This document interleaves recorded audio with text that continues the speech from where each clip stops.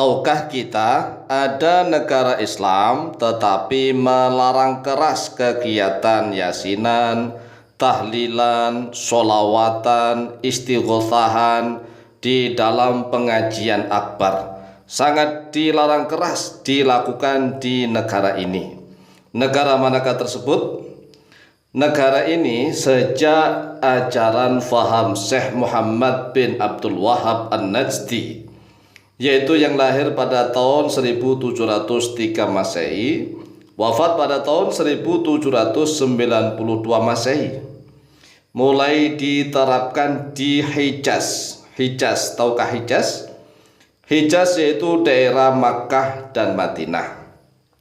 Setelah Syekh Muhammad bin Abdul Wahhab An-Najdi bersamaan dengan Muhammad bin Sa'ud memberontak menguasai Hijaz, menguasai Mekah dan Madinah. Kemudian ajaran yang diterapkan di sana yaitu ajaran fahamnya Syekh Muhammad bin Abdul Wahhab An-Najdi yang terkenal dengan sebutan ajaran Wahabi. Maka semua kegiatan bentuk ibadah, semua bentuk kegiatan agama Islam yang dianggap sebagai bid'ah, ini yang dianggap sebagai bid'ah oleh mereka loh ya. Mereka yang menganggap bid'ah yaitu hal-hal baru yang diada-adakan tanpa ada contoh dari Nabi Muhammad SAW. Ini definisi bid'ah menurut mereka. Seperti acara yasinan, tahlilan, zikiran, dan doa bersama setelah acara kematian terutama, maka dilarang keras. Nggak boleh di sana itu kalau setelah ada kematian kok ada acara yasinan, tahlilan, zikir dan doa bersama, nggak boleh. Tidak boleh sama sekali karena dilarang keras. Mengapa dilarang keras? Karena dianggap sebagai perbuatan bid'ah yang dolalah, yang sesat. Setiap yang sesat di neraka. Hukumnya haram dilakukan di sana. Siapapun yang berani coba-coba melakukannya langsung ditangkap.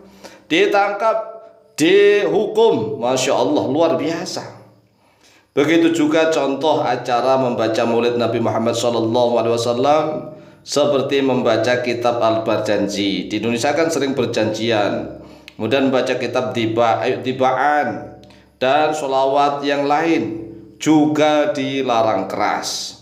Apalagi acara istighosahan dan pengajian akbar seperti di Indonesia itu, di lapangan, di jalan-jalan, menutup jalan, acara istighosahan dalam pengajian besar, pengajian akbar, berani melakukan di Mekah Madinah, ditangkap, dihukum, diadili.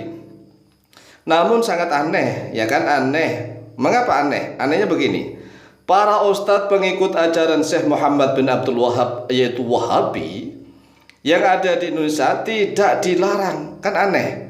Jadi ini sangat aneh. Para ustadz pengikut ajaran Syekh Muhammad bin Abdul Wahhab yaitu Wahabi tidak dilarang di Indonesia. Seperti siapa? Ustadz Firnanda misalnya, ya kan? Ustadz Badruz Zaman atau Badruz Salam tuh.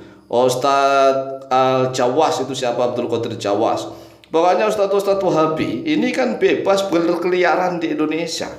Mereka mengajarkan faham-faham yang sesat, justru sesat.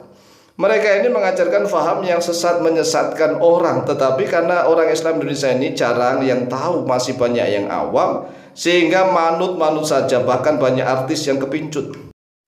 Coba kita lihat saja di Indonesia banyak sekali artis-artis dengan slogan hijrah. Hijrah, kita hijrah. Tapi baru belajar hijrah saja sudah berani membid'ah-bid'ahkan amaliyah di Indonesia. Nggak mau yasinan tahlilan silakan, tapi jangan mengharamkan, jangan membid'ah-bid'ahkan. Kemudian melarang, nggak boleh begitu. Ini kan banyak sekali di Indonesia artis-artis yang baru belajar hijrah karena memang awalnya awam, sangat awam sekali. Sehingga setiap ajaran apapun yang datang di Indonesia diterima begitu saja. Ya kan? Padahal ajaran kita sangat dilarang keras dilakukan di Makkah dan Madinah saat ini. Ayo coba, siapa yang berani coba-coba nih? Ayo kita tahlilan yasinan di Makkah Madinah. Seperti di Indonesia itulah. Ayo, siapa yang berani coba-coba melakukan yasinan tahlilan di sana? ditangkap oleh polis nih, oleh polisi, jadi oleh askar akan menangkap kalian. Tapi aneh nih, mari kita sadar wahai saudaraku kaum muslimin wal muslimat di Indonesia, kalau ajaran kita tidak bisa bebas dilakukan di Mekah Madinah saat ini, mengapa ajaran mereka yang dibawa ke Indonesia oleh para sultan-sultan Wahabi ini kita terima? Ayo sadar enggak? Nah, ada yang mengatakan ajaran kita memang bid'ah. Nah, kalau memang ajaran kita bid'ah, yang dolalah, yang sesat, yang finar, mari kita diskusi, kita debat sampai elek lah istilahnya. Adu hujah. Karena Al-Quran dan hadis itu tidak bisa ditelan mentah-mentah tanpa dasar yang kuat, dasar yang banyak sekali. Al-Quran dan hadis itu perlu dipahami dengan perangkat-perangkat ilmu yang lain. Membutuhkan ilmu usul fikih, membutuhkan ilmu mustalah hadis, membutuhkan yang lain-lain.